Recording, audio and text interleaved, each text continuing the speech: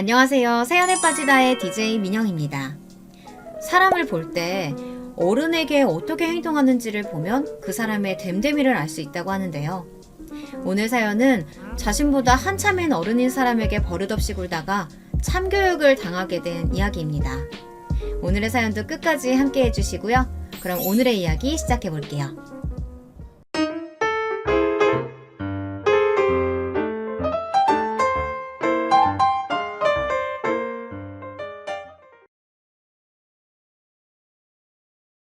안녕하세요. 저는 30대 초반 주부입니다. 원래는 하던 일이 있기는 한데 지금은 아이를 낳고 1년째 육아휴직 중이에요. 아이를 키운다는 게 보통 일이 아니라는 걸 매일매일 실감 중입니다. 차라리 일을 하는 게 100배는 낫겠다 싶을 만큼요. 그래도 남편과 시아버지가 저를 정말 많이 도와주시는 편이라 저는 다른 집에 비해서는 훨씬 수월하게 육아를 하고 있어요. 저희 부모님은 지방에 멀리 사시기 때문에 주로 시아버지가 저를 많이 도와주십니다. 왜 시어머니가 아니고 시아버지냐고요? 저는 시어머니가 없거든요. 남편은 고등학생 때 어머니를 잃었어요. 오랜 지병이라고 했습니다. 병상에 계시는 동안 시아버지가 정말 지극정성으로 시어머니를 간호했다고 하더라고요. 오죽했으면 온 병원에 소문이 나다 못해 동네에서도 그 양반 자기 마누라 말이라면 죽는 신용이라도 할 거야. 대신 죽어줄 수도 있을걸? 이런 소리까지 들으셨으니까요. 어머니가 돌아가시던 날 아버지 우는 모습이 아직도 기억난다며 시어머니 제삿날 울먹이던 남편의 모습도 생각이 납니다. 대충 이 정도만 들으셔도 저희 아버님이 얼마나 좋은 분이신지는 아시겠지만요. 제가 처음 뵙던 날 이야기를 좀 해볼게요. 아버님을 처음 뵙던 날 저는 아버님이 어디가 아프신 줄 알았거든요. 너무 마르셔서요. 저희 시아버님은 키도 작고 덩치도 왜소하세요. 그래서 누가 한 대라도 치면 바로 쓰러질 것 같은 외형을 가지고 계십니다. 하지만 힘도 정말 세시고 못하는 게 하나도 없으신 분이세요. 남편도 언제나 가장 존경하는 분을 자신의 아버지로 꼽으니까요.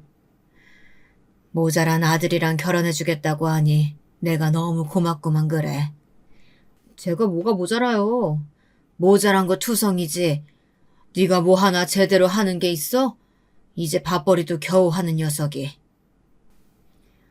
자신의 아버지와 티격태격 이야기를 하는 모습을 보고 이 남자와 결혼한다고 하길 잘했다는 생각을 했던 기억이 납니다.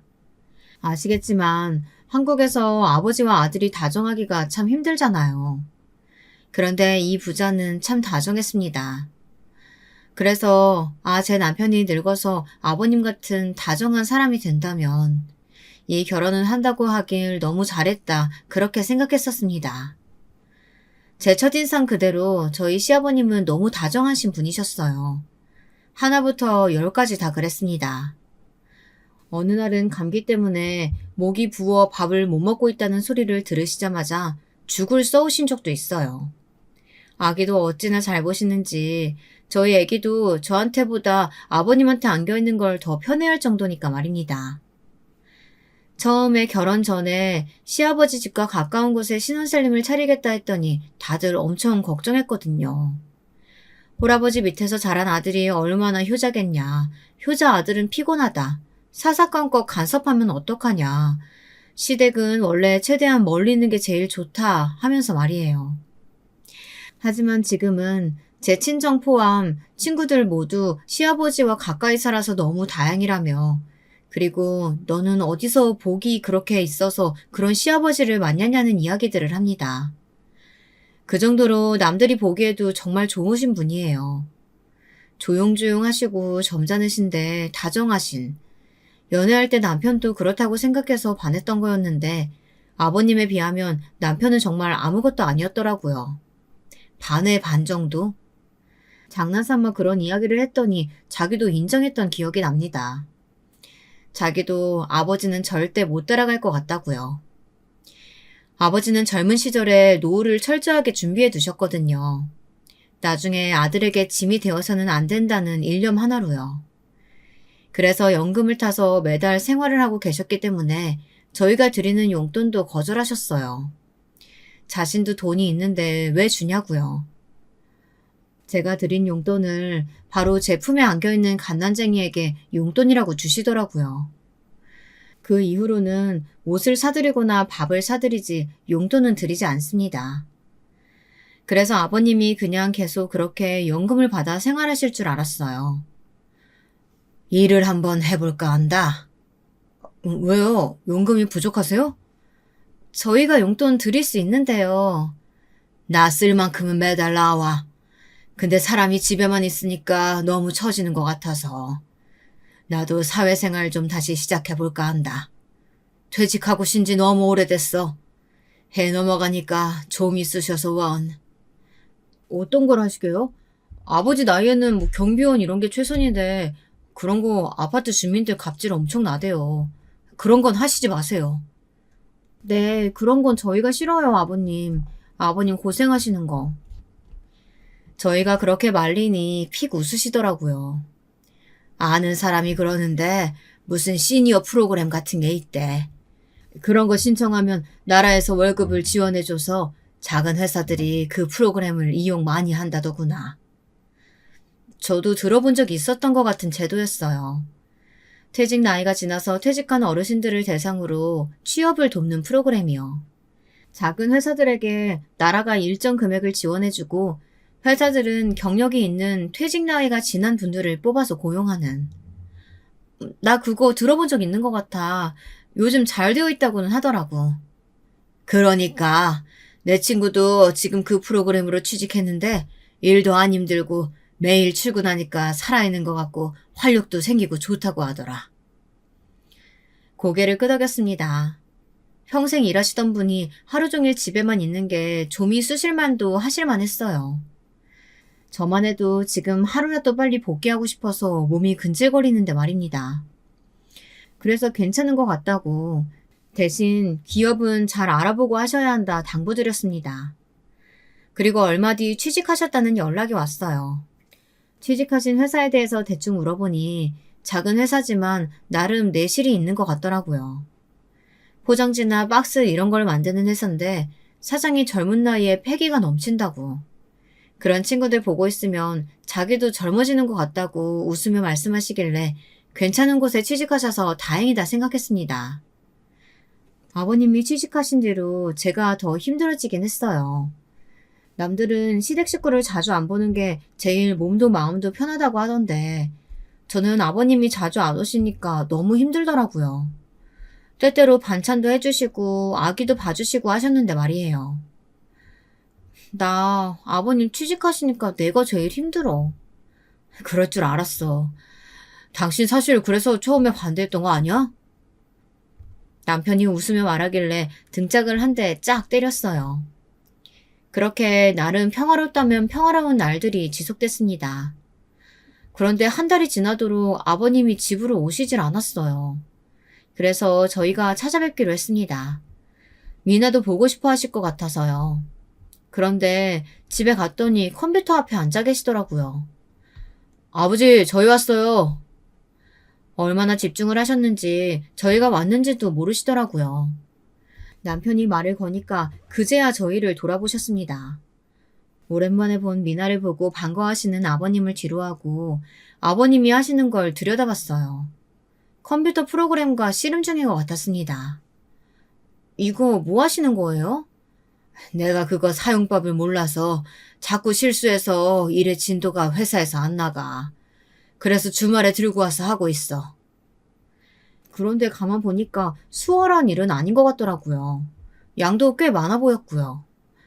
이걸 아버님이 다 정리하시는 거예요? 못해서 밀린 것도 있고 뭐. 그래도 이건 너무 많은데. 늙었다고 뒷방 늙은이 취급 안 하고 일 제대로 주는 것 같아서 나는 좋다. 그렇게 말씀하시길래 말을 더 보태지 않았습니다. 그냥 그 프로그램을 어떻게 쓰는 게 더 편한 건지만 설명해 드렸어요. 아버님은 정말 진지하게 배우시더라고요. 힘드시면 일 그만두셔도 된다는 말은 하지 못했습니다. 눈이 너무 반짝반짝 빛나고 있어서요. 진작 너한테 물어볼 걸 그랬다. 근데 내가 너무 고급 인력을 이런 곳에 쓰는 거 아닌지 모르겠구나. 잘난 며느리 이럴 때 써먹는 거죠. 며느리 잘났다고 딱히 사먹을 때가 있는 것도 아니고. 그렇게 프로그램 쓰시는 법을 알려드리고 함께 외식을 하고 저희 부부는 집으로 돌아왔습니다. 오는 길에 아버님이 정말로 이 일을 좋아하시는 것 같다고 다행이라는 말을 나누면서 말이에요. 그 이후에도 종종 주말에는 바쁘셔서 만나지 못했지만 그러려니 했습니다. 그러던 어느 날이었어요. 보통 요즘은 출근을 하시니까 낮에 전화를 하시는 일은 거의 없는데 낮에 전화를 주셨더라고요. 네, 아버님, 이 시간에 어쩐 일이세요? 아가, 너무 미안한데 내가 출근하면서 집에서 서류를 하나 두고 왔다. 집에 가서 그거만 여기로 좀 가져다 줄 수 있겠니? 미나 데리고 나오려면 힘들 텐데 미안하다. 아니요, 괜찮아요. 어떤 서류인데요? 집 책상 위에 그 초록색 봉투에 어제 날짜 적혀 있는 봉투가 있어. 네, 가지고 도착해서 다시 전화 드릴게요. 그리고 전화를 끊었어요. 그리고는 미나를 업고 아버님 집으로 갔습니다. 그리고 눈앞의 광경에 놀랄 수밖에 없었어요. 한동안 아버님의 집에 오지 않았거든요. 이게 다 뭐야? 집안은 온통 서류들로 넘쳐났습니다. 이게 한 사람이, 그것도 시니어로 뽑은 고령의 직원이 혼자 할 수 있는 일의 양인가 싶을 만큼이었어요. 대체 무슨 일을 이렇게 하시나 싶어 널려있는 서류들을 좀 보니까 일의 일관성도 없었어요. 그냥 온갖 잡다한 서류 관리들부터 회계 정보를 정리하는 일까지 보통은 두세 명이서 해야 할 파트의 일들이 막 널려 있었습니다. 아무리 규모가 작은 회사라 팀을 나누지 않는다고 하더라도 이건 좀 심하다 싶었어요. 시니어 프로그램으로 지원받아서 돈은 적게 쓰고 노동은 더 시키는 거 이거 양아치인 건데. 그리고 아버님의 퇴근 시간이 늦는다는 걸 이미 알고 있었거든요, 저는. 야근 수당은 제대로 챙겨주는 거 맞겠지? 하는 의문이 계속 피어났습니다. 하지만 일단은 급하다는 서류부터 챙겨서 아버님 집을 나왔습니다. 다음에 아버님을 뵐 때 진지하게 다 여쭤봐야겠다고 생각하면서요. 그리고 아버님이 알려주신 주소에 도착했어요. 도착하면 앞으로 나오신다고 하셔서 전화를 했는데 받으시질 않더라고요. 그래서 잠시 기다리다 다시 전화를 드렸는데도 안 받으셔서 제가 올라가기로 했습니다. 회사는 5층이었어요. 엘리베이터를 타고 올라가서 아버님이 다니시는 회사 현판이 붙어있는 문 앞에 섰습니다. 그런데 안에서 누군가가 정말 말 그대로 고래고래 소리를 지르는 소리가 들려왔어요. 밖에서도 다 들릴 만큼 엄청나게 큰 소리로 말입니다. 아, 이 노인네가 이런 실수를 하면 어떡해? 어? 이게 얼마나 중요한 자료인데 숫자 하나 틀리면 계산이 다 틀려지잖아. 내가 마지막으로 확인 안 했으면 200만 원이나 더 지급될 뻔했다고.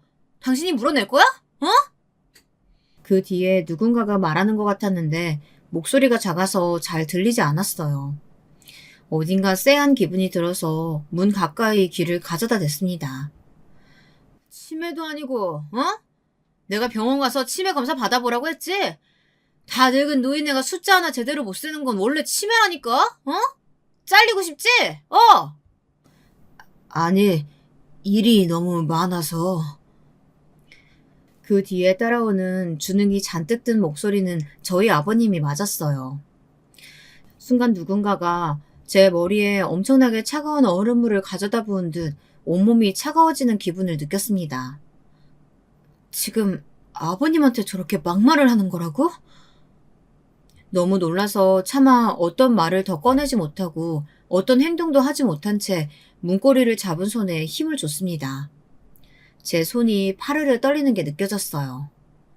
늙은이 써줬으면 감사합니다 하고 납작 엎드려서 시키는 일은 뭐든 다 해야지 토를 달아? 당신 지금 제정신이야? 더 이상 못 듣고 있겠어서 문을 벌컥 열었습니다. 그러자 그 젊은 사장과 아버님의 시선이 저에게로 향했어요. 아버님은 놀라신 듯 눈을 크게 떴습니다. 아마 아버님은 그런 모습을 며느리에게 들킨 게 많이 부끄럽고 또 민망하셨을 거예요. 하지만 그 순간에 저는 그런 생각은 들지 않았습니다. 너무 화가 났거든요. 아이고, 얘야.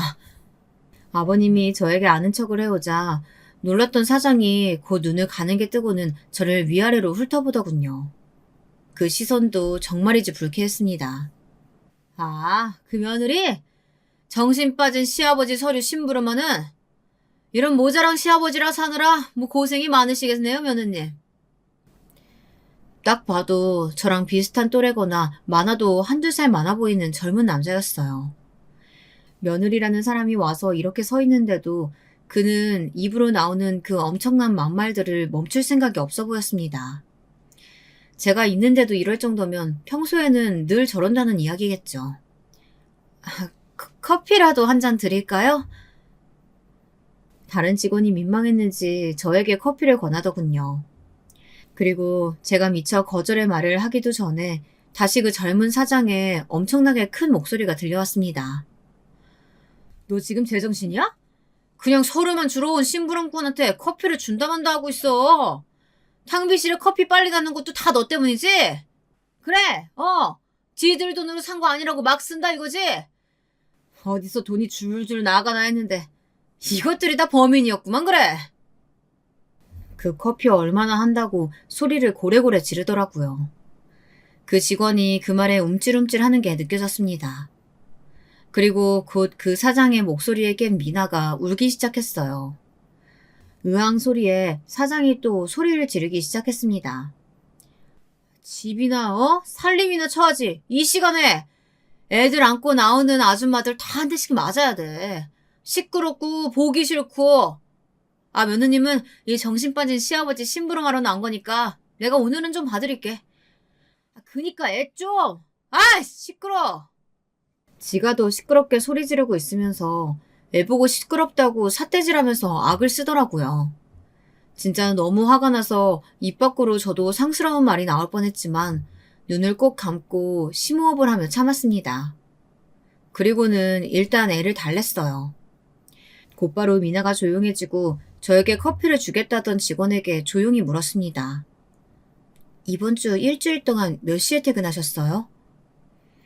제 질문에 왜 그런 걸 물어보냐는 얼굴로 바라보던 직원이 조용히 10시라고 대답하더군요. 그래서 야근 수당은 받았냐 물으니 고개를 젓더군요.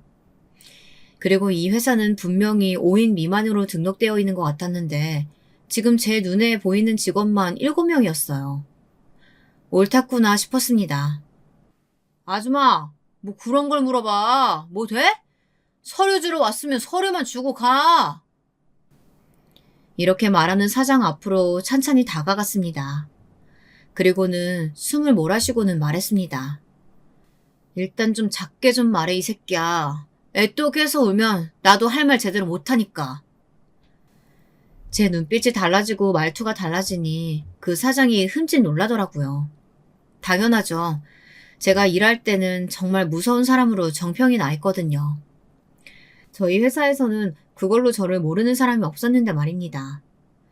젊은 사장이 쪼는 걸 보고 아직 안 죽었구나 생각했어요. 뭐? 새끼?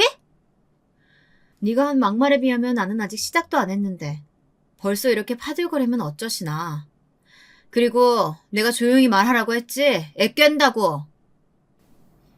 미나를 내려다보며 다시 말했습니다. 원래 한참 낮잠을 잘 시간이기도 했고 원래 애기치고 잠기가 어두운 아이라 다행히 새근새근 잘 자더라고요. 이 아줌마가 지금 눈에 뵈는 게 없나? 다 보이니까 그건 걱정 마시고 여기 야근수당 다들 못 받은 것 같은데 사업장도 5인으로 신고돼 있는데 딱 봐도 없네요. 그쵸? 이거 다 법 어기신 거 아시죠? 제 말에 잠시 움찔하더니 곧 비웃으면서 말하더군요. 어디서 보고 들은 건 많으시네. 뭐 그런 것도 드라마에 나와? 그래서 뭐 어쩔 건데? 시아버지 모실 능력도 안 돼서 저 나이에 일하게 만든 거 보면 별 대단한 집도 아닌 것 같은데 말이야. 대단한 집안은 아니죠. 그리고 저희 아버님은 돈 때문에 일하시는 게 아니라서요. 옌병하네. 꼴의 자존심은 지키고 싶다. 젊은 사장이 저에게 다가오더니 제 어깨를 손가락으로 밀며 말하더군요. 이것도 폭행죄로 추가되는 거 아시죠? 신고하게? 그래, 해봐! 뭐, 내가 해줘? 어? 그러면서 자기 휴대폰을 꺼내 112 버튼을 누르더라고요. 그래서 제가 픽 웃으며 제 지갑을 꺼냈습니다. 그리고는 명함 한 장을 꺼내 그 사장을 줬어요. 그리고 말했습니다. 그러실 필요 없어요. 제 그 말에 제 명함을 받아든 젊은 사장이 그제야 제 명함을 확인하더라고요. 그리고는 정말 놀란 듯 눈을 동그랗게 뜨고는 그 명함과 저를 번갈아 보기 시작했습니다. 이게 뭐야? 진짜야? 검사? 네. 제 직업이 검사라 따로 신고하실 필요는 없어요. 그리고는 다시 그 사장 손에서 제 명함을 쏙 빼 지갑에 넣었습니다. 지금 육아휴직 중이라 명함이 몇 개 없어서. 아, 그리고 잠시만요. 그리고는 휴대폰을 꺼내 전화번호부 리스트를 한번 쫙 훑은 후 어디론가 전화를 걸었어요. 김검, 다른 게 아니라 불법 사업장 하나만 알아봐 달라고. 여기 문제가 좀 많은 것 같아서. 내가 상호랑 주소명 보낼게. 딱 보니까 축소 신고해서 탈세하고 직원들 야근 수당 다 떼먹은 것 같아. 그리고 국가 지원 사업 쪽으로도 신고 잘못했을 거고. 주소랑 상호명 보낼게. 응? 그리고는 전화를 끊고는 그 사장을 빤히 봤어요. 표정에서 당혹감이 느껴졌습니다. 일단 대충 봐도 탈세는 빼박 같은데 탈탈 털면 엄청 나오겠어요. 그쵸? 사장님 성품 보니 여간 해드신 게 아닐 것 같은데. 아니, 그게 아니고요. 갑자기 말끝에 요를 붙이더라고요. 기가 차서 웃음이 나왔습니다. 사장님, 세상에는 어떤 사람이 어떤 모습을 하고 당신 앞에 있을지 모르는 일이에요. 그니까 개 같은 성격 숨기고 사셔야죠. 누가 이렇게 당신 잡으러 온 저승사자일 줄 알고 이렇게 아무한테나 꼴찌리세요. 소시적에 강력범들도 저만 보면 쫄았거든요. 저 사장이 움찔거리는 거 보니 그거 안 죽었다 싶더라고요. 조사 착실하게 받으시고 내가 여기 들어오면서 녹음도 다 했거든요. 어차피 이런 거 CCTV야 다 먹통일 거고 뭐 있어봐야 음성은 또 안 들어갈 테고 폭행, 폭언에 관한 건 내가 개인적으로 신고를 하든 고소를 하든 할 테니까 딱 기다리고 계셔. 그제야 진짜 큰일 났다 싶었는지 갑자기 제 손목을 덥석 잡더군요. 제가 진짜 너무 잘못했습니다. 정말 죽을 죄를 지었어요. 한 번만 봐주세요. 제발, 검사님. 사장님, 제가 이 바닥에서 사장님 같은 사람 수도 없이 만났거든요. 한 번만 봐줘서 잘못을 진심으로 반성하고 다시는 그런 짓 안 하는 사람? 한 번도 본 적 없어. 그런 역사가 없어. 그리고 나는 당신이 나와 우리 시아버지에게 한 말 용서해줄 생각도 없고요. 하나하나 다 따져서 물고 늘어줄 테니까 각오 단단히 하세요. 내가 결혼하기 전에 우리 직업에서 별명이 불독이었어. 불독. 물면 안 놓는다고. 그리고는 손목을 뿌리치고 들어왔던 서류를 탁자 위에 탁 내려놓았습니다. 아버님, 오늘 사직서 내시고 인수 있게 할 거 있으면 하시고 나중에 조사 들어가면 증언도 다 해주세요. 일단 오늘은 무단 결근은 하시면 안 되니까 저는 들어가 볼게요. 거의 울듯한 표정으로 저를 보고 있는 젊은 사장을 한 번 더 노려봐 준 뒤 돌아서서 집으로 돌아왔습니다. 지친다. 오랜만에 기가 빠지는 경험을 했더니 정말 지치더라고요. 그래서 잠든 아기 옆에서 깜빡 잠이 들었나 봅니다. 띵동하고 벨이 울리는 소리에 깼어요. 문을 여니 아버님이 서 계시더라고요. 표정이 안 좋으셨습니다. 당연히 그랬겠죠. 오늘 너무 미안하구나. 그런 모습 보여서. 그게 왜 아버님이 미안해야 하실 일이세요. 그 자식이 미안해야 할 일이지. 그리고 그런 일 있으셨음 진작에 저한테 이야기를 하셨어야죠. 이야기를 들어보니 아버님은 그 정도 일은 다 하는 건 줄 알았다 하시더라고요. 그리고 자기가 나이가 들고 서툴러서 못하는 거라고요. 사장이 그런 식으로 나오는 건 처음에는 화가 많이 났는데 나중에는 점점 괜찮아지더라고요. 그게 괜찮아지면 안 되는 거예요. 그래, 네 말 들어보니까 그게 맞는데 내가 생각이 짧았구나. 아버님께 아버님이 하신 업무들에 대한 설명을 들었습니다. 확실히 한 사람에게 주기에는 업무의 양이나 강도가 심했어요. 아버님의 이야기와 제가 오늘 들은 것들을 정리해서 아까 전화했던 동료 검사에게 이야기를 해줬습니다. 그 사장 새끼도 진짜 더럽게 재수없긴 하네. 하필 걸려도 너한테 걸리냐? 내가 뭐? 우리 직원 불도. 암튼 진짜 탈탈 털어라. 알겠지?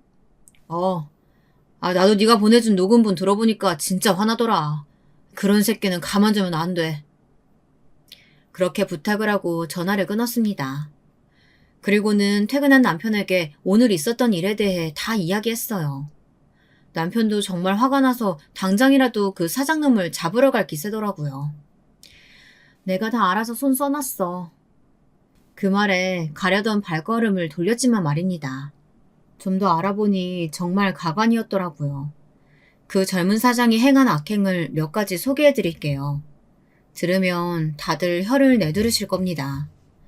일단 회사 비품으로도 엄청나게 갑질을 해댄 모양이었어요. 커피 믹스나 볼펜 개수까지 세어가며 관리를 했답니다. 그래서 자기가 알고 있는 수량보다 적거나 하면 누가 더 가져갔는지 체크를 하고 물어내기도 했대요. 탕비실에는 커피를 많이 못 마시게 하려고 CCTV까지 설치해놨다는 말이 있을 정도라고 하더라고요. 머릿수 맞춰서 음료수를 사두고 그 이상 마시면 화를 낸다든지 아니면 5분이라도 늦은 건 정말 회사가 떠나가라 고래고래 소리를 지르면서 야근은 야근 수당도 주지 않고 시킨다든지 이런 건 내사였다고 합니다. 가장 충격적인 일은 한여름에 창고에서 에어컨도 없이 하루 종일 포장일을 시킨다는 거였더라고요. 그때 쓰러져 나간 직원들이 한두 명이 아니었다고요. 그렇게 직원들이 쓰러졌는데도 쉬게 해주는 건 꿈도 꿀 수 없었다고 했습니다. 그렇게 체력이 없어서 어디다 갖다 써? 우리 회사 같은 거 아니면 붙어있지도 못할 버러지 같은 것들아. 여직원들 사이에서 성희롱도 서슴지 않았다고 하더라고요. 어리고 예쁜 여직원들만 뽑아다 놓고 노골적으로 성희롱과 성추행을 일삼았다고요.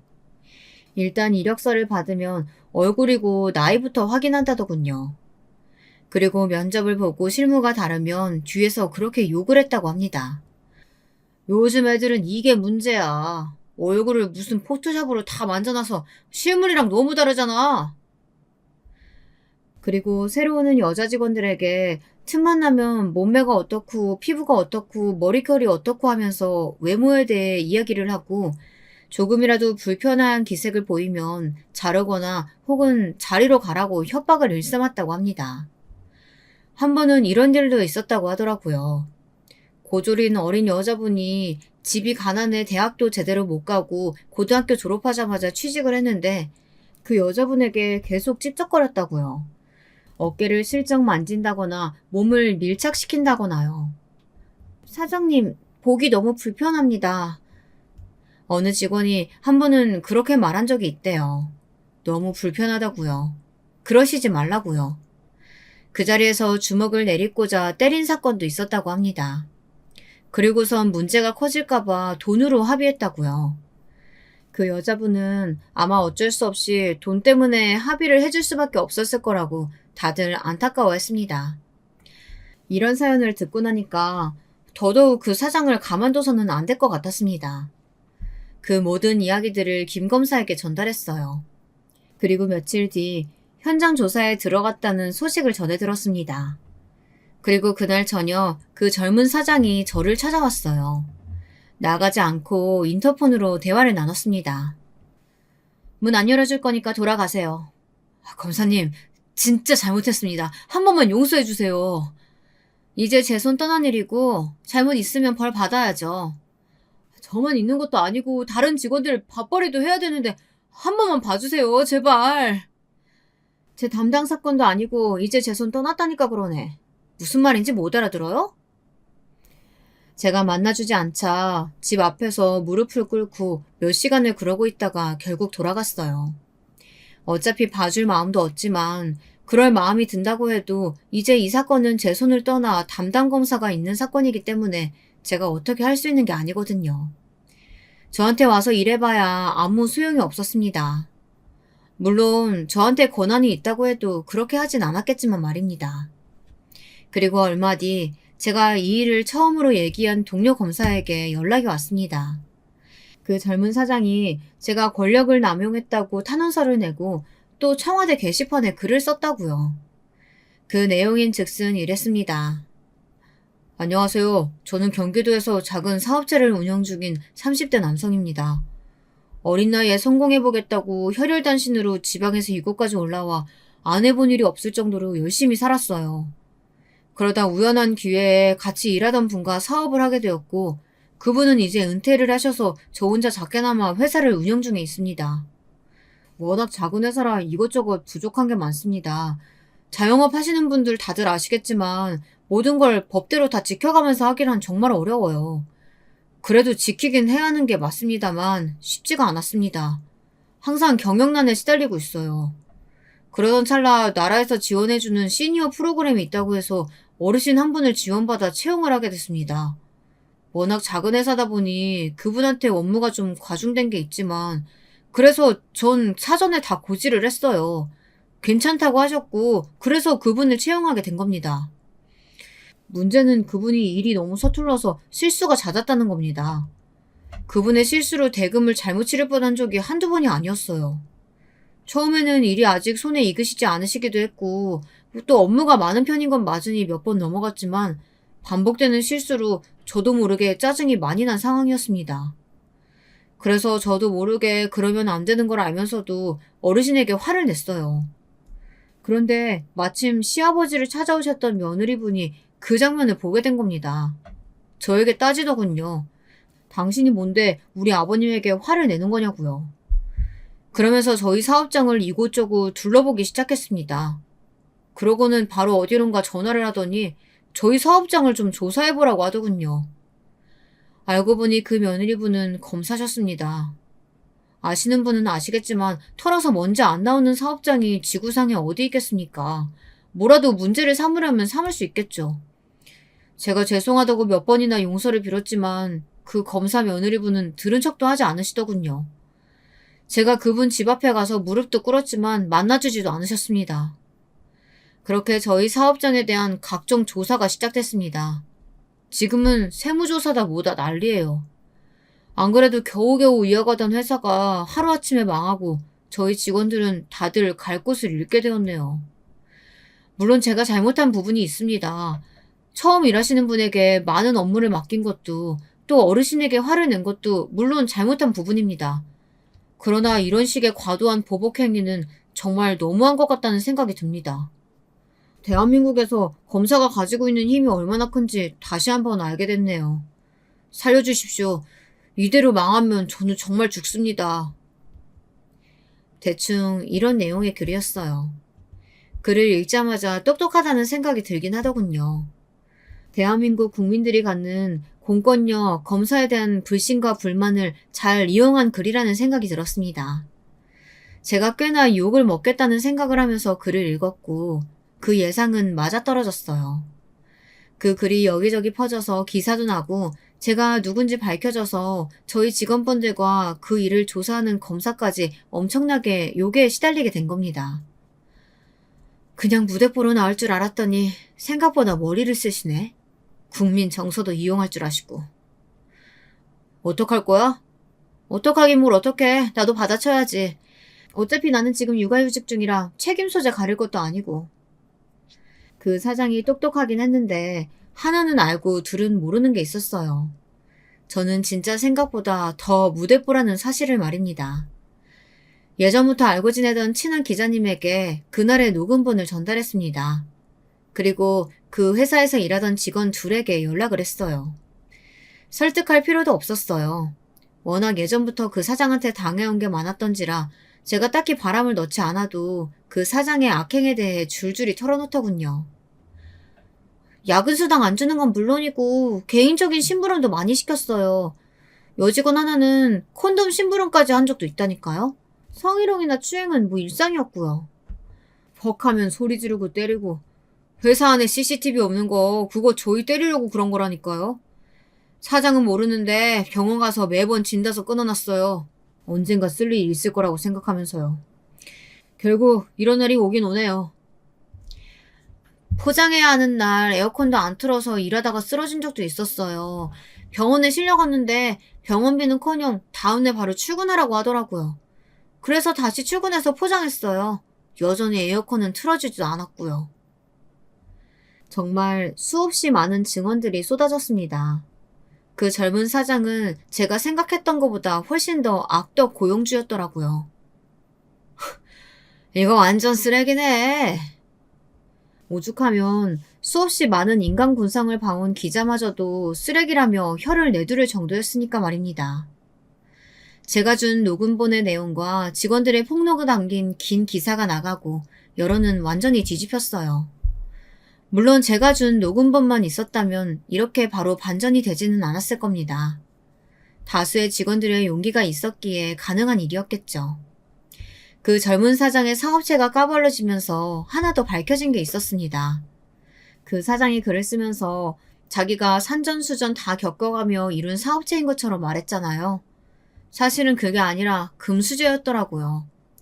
부모님의 자금과 지원으로 쉽게 시작했고 또 직원들에게는 야근 수당을 주지 않고 에어컨도 틀어주지 않으면서 슈퍼카는 여러 대 있는 그런 사람이요. 간땡이도 크다. 저러면서 지금 나한테 뭐 권력이니 뭐니 하면서 그런 거야? 이거 다 밝혀지면 욕을 몇 배로 먹을 텐데. 그러니까 말이야. 그리고 털수록 완전 장난 아니야. 뭐 탈세, 횡령에 사업하면서 저지를 수 있는 죄란 죄는 다 지었더만. 있는 것들이 더한 거 한국 사람들 제일 싫어하는데 이제 아무도 편 안 들어주겠네. 지 무덤 지가 스스로 판 거지 뭐. 정말 그랬습니다. 자기 무덤을 자기가 스스로 판 셈이 됐어요. 모든 비난의 화살을 마다못해 그 사장의 부모님들에게까지 그 일이 번졌어요. 그 사장의 부모님들도 사업을 하시는데 여론의 화살이 거기로도 향한 겁니다. 자식이 저런 걸 다 어디서 보고 배우겠냐. 그 사장네의 부모 회사도 조사해봐야 한다. 그야말로 난리가 났어요. 그쯤 되니 그 젊은 사장이 어떤 얼굴을 하고 저를 볼지 더 궁금해지더라고요. 그래서 김 검사에게 연락해 조사를 받는 날 지검을 한번 나간 적이 있습니다. 저를 보고 어떤 얼굴을 할지 궁금했거든요. 야, 이년아, 너 때문에 이게 뭐야, 어? 진짜 이게 보자 하니까 남자 무서운 줄 모르고. 내가 밤길에도 어떻게 하면 어떡하려고, 이렇게 겁대가리 없이구냐, 어? 뭐, 쓰레기인 건 알았지만, 볼 때마다 상상을 초월하더군요. 방금 이 발언으로 협박죄도 추가됩니다. 해! 다 해봐! 우리 엄마 아빠가 돈 많은 거 알지? 변호사 엄청 붙이면 여기서 나가는 거? 일도 아니야. 나가면 내가 너 가만히 안 둔다, 어? 제가 여기 나가서 동네방네 다 떠들고 다닐 거거든요. 협박받았다고. 저 무슨 일 생기면 다 님 탓인 줄 알라고요. 선생님은 아마 저한테 절대 무슨 일이 안 생기길 바라셔야 될 겁니다. 혹시나 제가 어디 다치기만 해도 거기가 나 이렇게 만든 거라고 사람들이 다 수군대게 만들 거니까. 야, 이 미친년이!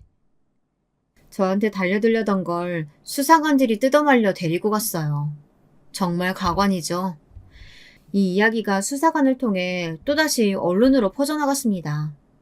반성은 하지 않고 검사에게 밤길 조심하라는 협박을 했다는 내용으로 말이죠. 사람들은 더더욱 분노했어요. 그리고 그가 그렇게 당당하게 말했던 그의 부모에 대한 관심으로 이어졌습니다. 그 사장 부모 역시 사업체를 운영 중이었어요. 아들이 운영하는 회사에 주기적으로 납품을 받고 있었더라고요. 조사를 하다 보니 자연스럽게 그 부모의 회사도 털게 되었고 거기도 만만치 않은 불법 정황들이 있었습니다. 탈세나 횡령은 기본으로 깔고 가는 거고 회사 규모를 축소 신고해서 지원도 어마어마하게 받았더라고요. 이 모든 정황들이 언론을 통해 보도가 되었고 젊은 사장의 바람과는 달리 그가 쏘아올린 이 일은 생각보다 훨씬 일이 커져버렸어요. 조사 중에 그 아버지랑 아들이랑 같이 만날 일이 있었거든? 얼굴 보자마자 자기 아들 머리통을 갈기더라. 그것도 완전 풀스윙으로. 앞에 검사가 있던 말던 자기 아들을 보자마자 그 사장의 아버지는 그 사장을 패기 시작했다더군요. 야, 이 새끼야. 너 때문에 나까지 이게 뭐야? 내가 적당히 나대라고 했어, 안 했어? 아버지, 죄송해요. 잘못했어요. 그 사장은 자기 아버지는 무서웠던지 정말 싹싹 빌면서 용서를 빌었다고 하더라고요. 아들과 아버지는 어마어마한 추징금을 내야 했으며 횡령으로 실형을 살게 되었습니다. 뭐 이렇게 말하면 해피엔딩 같기는 한데 슬프게도 이 이야기는 아직 끝난 게 아닙니다. 더한 사건이 아직 하나 더 남았거든요. 그 두 사람은 돈은 많았어요. 그래서 사람들의 관심이 식었을 때 좋은 로펌에 비싼 변호사를 수십 명 써 항소를 했습니다. 몇 번에 걸친 항소 끝에 금방 사회로 나왔어요. 그 두 사람이 사회로 다시 나왔을 땐 저도 육아휴직을 끝내고 복귀를 한 상태였거든요. 여기서 이 이야기의 2막이 시작됩니다. 어느 날부터 집으로 이상한 편지들이 배송되기 시작했어요. 하는 일이 일인지라 협박성 편지나 위협을 받을 때가 많기 때문에 이번에도 별 생각이 없었습니다. 그냥 의뢰 있는 일이겠거니 했어요. 그런데 어느 날 아버님의 집에서 비슷한 일이 일어난다는 사실을 알게 됐습니다. 그때 직감했어요. 아, 그 젊은 사장놈의 짓이구나 하고 말이죠. 근데 심증은 있지만 물증은 없었습니다. 밤늦게 들려오는 협박성 전화도 수신인을 알 수 없었고 교묘하게 CCTV를 피해간 탓에 우편함에 편지를 두고 간 사람의 정체도 알 수 없었어요. 거기서 그쳤으면 장난 좀 치나보다 하고 말았을 텐데 거기서 그치지 않았습니다. 가족들끼리 다 같이 1박 2일로 여행을 가는 날이었어요. 시아버님의 생신 겸 여름 휴가 겸 겸사겸사 오랜만에 떠나는 여행이었습니다. 즐거운 마음으로 다 같이 집을 나서서 가고 있는데 뒤에서 누가 쿵 하는 소리와 함께 차를 박았어요. 순간적으로 아이를 확 끌어안아 아이는 다치지 않았지만 제가 팔을 세게 박는 바람에 뼈가 부러졌고 아버님은 머리를 부딪혀 이마가 찢어졌습니다. 가만히 있는 차를 박으면 어떡합니까? 네? 죄송하다고 했잖아요. 그게 지금 죄송하다는 사람의 태도예요? 그 사고를 낸 차주는 처음부터 이상했어요. 내리자마자 자기가 다 잘못했다고 인정은 하면서도 시종일관 껄렁대고 죄송한 사람의 태도가 아닌 모습이었습니다. 그래서 혹시나 하는 마음에 저에게 사고를 낸 그 차의 주인을 좀 알아봐달라고 했는데요.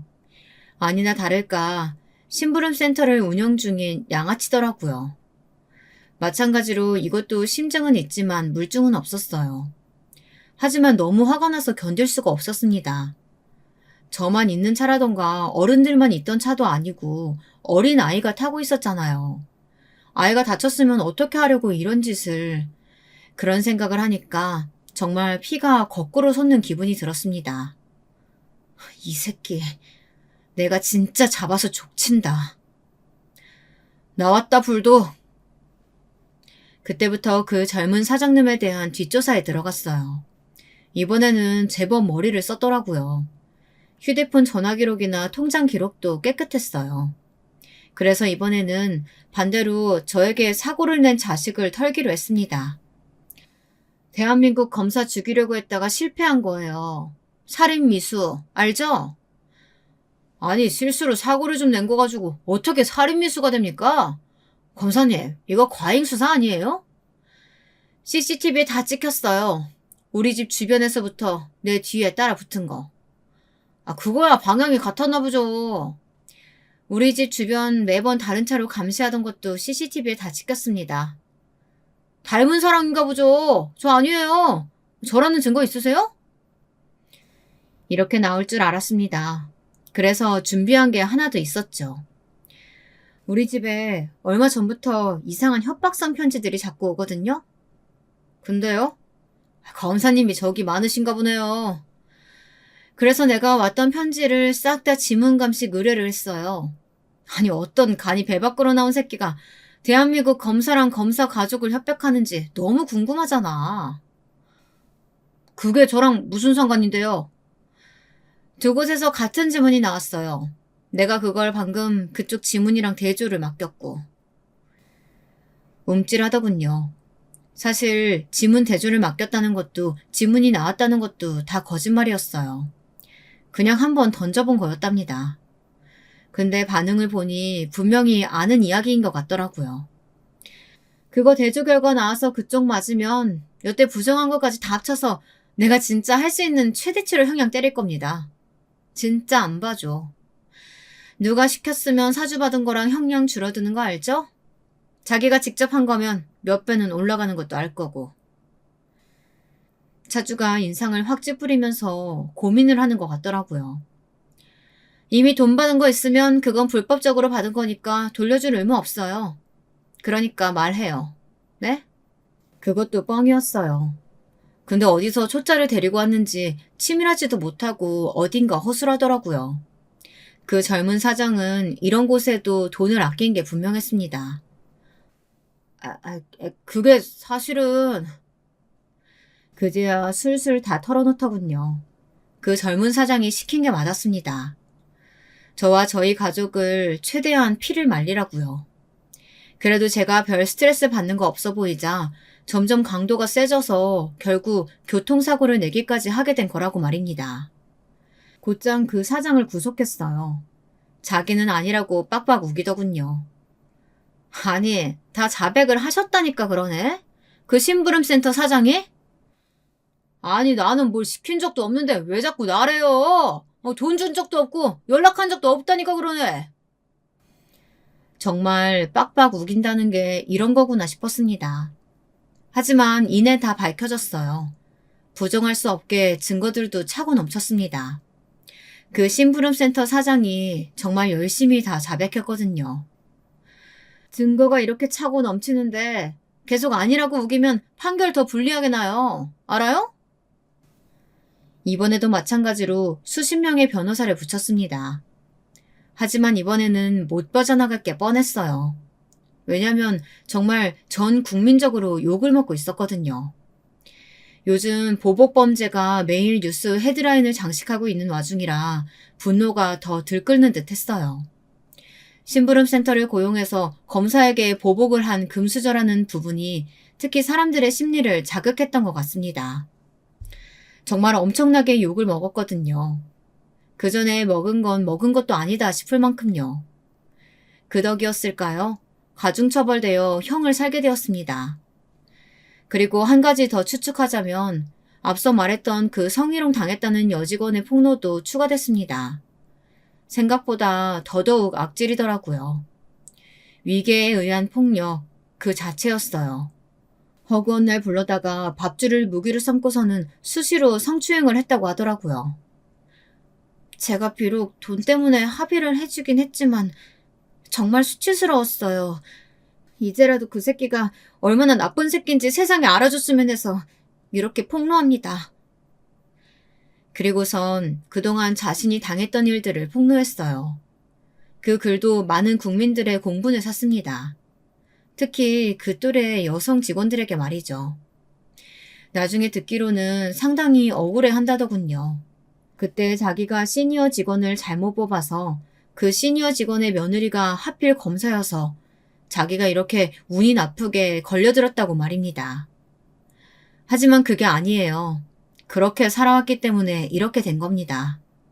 제가 아니었어도 언젠가 그 인간은 자신이 저지른 죄에 대한 벌을 어떤 방식으로 돌려받았을 거예요.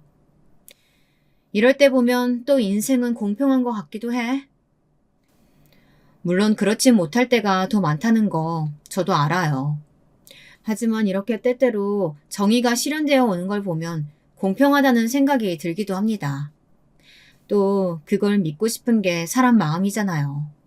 아마 그 사장놈은 제대로 된 반성을 하지 않을 거예요. 그 안에서 앞에서 말했던 것처럼 사실은 운이 없어서 이렇게 된 거라고 믿으며 다음에 나와서는 더 교묘하고 더 치밀하게 나쁜 짓을 할 수도 있겠죠. 근데 그런 거 잡으라고 나 같은 사람 있는 거니까. 맞아. 하지만 또 그런 사람 제대로 응징하라고 저 같은 사람이 있는 거 아니겠어요? 저는 그 사장놈이 나와서도 어떻게 사는지 끝까지 지켜볼 생각입니다. 그리고 또다시 같은 짓을 저지르면 또다시 죄를 물으러 갈 거예요.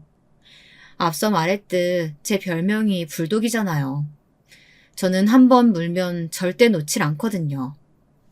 아마 그 사장은 평생 자기가 한 잘못들을 되새기며 살아가게 될 겁니다. 제가 그렇게 만들 거예요. 반성하지 않는 사람에게는 진정한 용서 따위는 없으니까 말입니다. 길다면 긴 이야기 들어주셔서 감사해요. 제 이야기가 많은 분들에게 느끼는 바가 있는 이야기가 된다면 참 좋겠네요. 안녕하세요. 평소 재미있게 사연을 듣고 있는 간 60대가 된 평범한 여자입니다. 다른 분들의 사는 이야기를 듣다 보니 불현듯 오늘은 제 이야기를 털어놔 보고 싶더라고요. 저는 중소도시 옆에 있는 조용한 동네에서 태어났습니다.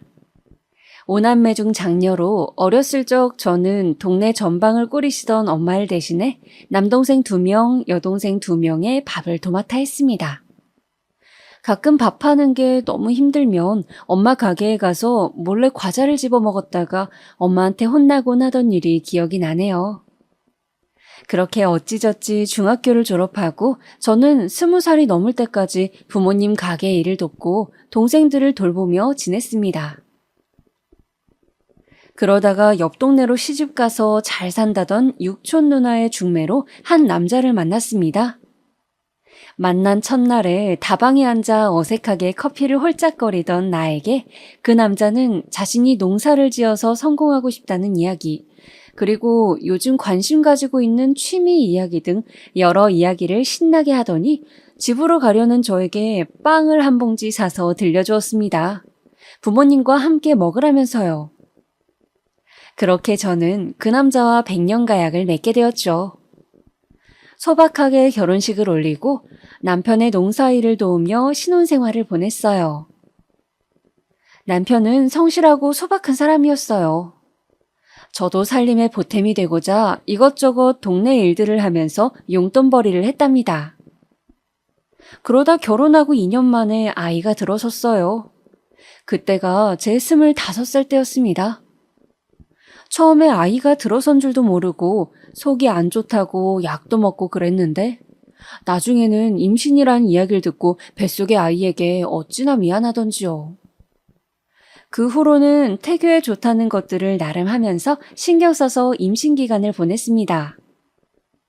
산고의 고통을 겪고 자연분만을 하면서 다시는 아이를 낳지 않겠다고 다짐했건만 결국 저는 2년 후 둘째까지 낳았습니다. 둘째는 듬직한 첫째 아들과는 달리 아주 예쁜 딸이었어요. 갓 태어났을 때 피부가 아주 빨갰는데 그 모습을 보신 친정어머니가 피부가 하얀 예쁜 아기라고 이야기하셔서 아, 피부가 빨간 게 나중에 하얘지는 거였구나 했던 기억이 납니다. 그렇게 저는 평탄하고 소박하게 저의 20대와 30대를 남편과 복닥거리며 아이 둘을 키우면서 살았습니다. 다만 남편이 새로 농사를 사업으로 생각하고 새로운 작물들을 들여보겠다면서 시도했던 일들이 잘 풀리지 않아 형편은 늘 빠듯했습니다. 새 작물이 잘 자라지 못해 손해를 보고 거기다 흉년이 몇 번 휩쓸고 가자 우리 집은 결혼했던 당시보다 많이 가세가 기울게 되었어요. 그래도 고맙게도 우리 아이들은 사춘기 때도 그렇게 속을 많이 썩이지 않았고 저는 주변의 부러움을 사곤 했죠. 또 자라면서 큰아이는 제법 공부를 잘했어요. 그래서 아들이기도 하고 첫째이기도 해서 저희 부부는 아들에게 큰 기대를 걸고 재수도 시켜주고 대학을 가게 되자 자취방도 얻어주고 취업 준비에 필요한 영어 학원 돈이며 필요하다는 대로 돈을 항상 빌려서라도 마련해 보내주었습니다. 이름 되면 알만한 회사 정도는 들어가겠지 하면서요. 미안하게도 딸에게는 대학까지 보내줄 형편이 안 돼요. 저희는 딸에게 고등학교까지만 다니고 취업을 했으면 좋겠다고 이야기하였습니다. 가난한 농부인 남편의 수입으로 큰 도시로 대학 간 아들의 뒷바라지를 하기만도 벅찼고 또 그때의 짧은 생각으로는 대학을 가지 않더라도 인물도 괜찮고 야무지고 싹싹하니까 자기 앞가림하다가 좋은 혼처 자리가 나서면 멀리 보내지 말고 옆에 끼고 살면 좋겠다는 생각이었습니다. 실제로 동네에 딸을 가진 집들은 대부분 그랬으니까요. 그러나 딸은 고등학교를 졸업하고 여러 가지 소일거리를 하다가 동네가 갑갑하다며 도시로 나가 직업을 구해야겠다며 간호조무사 자격증을 따겠다고 했습니다. 그래서 간호조무사 교육비를 대주고 전문적인 일이니 열심히 하라고 격려해줬습니다. 그렇게 딸은 자격증을 따고 아들이 있던 도시로 취직 자리를 구하게 되어 자식 둘이 같이 살 집을 전세로 마련해주고 가끔 들여다보러 다녔습니다. 그렇게 저는 자식 둘도 나름 앞가림을 해줬으니 우리는 이제 자식들 결혼시키고 우리 노후만 돌보면 되겠지. 이제 남편과 매일 뒷산에 등산도 다니고 국내 여행이나마 다니면서 즐겁게 노후를 보내야겠다는 희망을 품었습니다. 그런데 어느 날 큰 카드 회사에 취직해서 잘 다니고 있는 줄로만 알았던 아들에게서 청천벽력 같은 소식이 들어왔습니다. 갑자기 전화해서는 저에게 1억이 넘는 돈을 해달라고 하는 것이었습니다. 저는 너무 놀라서 수화기를 쥐고 있던 손을 바들바들 떨면서 물었습니다. 무슨 일이 있는 거야? 그 큰 돈이 사회초년생인 네가 왜 필요해? 수화기 속의 아들의 목소리는 불길하게도 착 가라앉아 있었습니다. 엄마, 그냥 아무것도 묻지 말고 대출 좀 해서라도 이번 한 번만 나 좀 살려주면 안 돼? 내가 열심히 일해서 꼭 갚을게요. 제발요, 부탁이에요. 아들은 아무리 다그쳐도 무슨 일이 있었는지 말하지 않았습니다.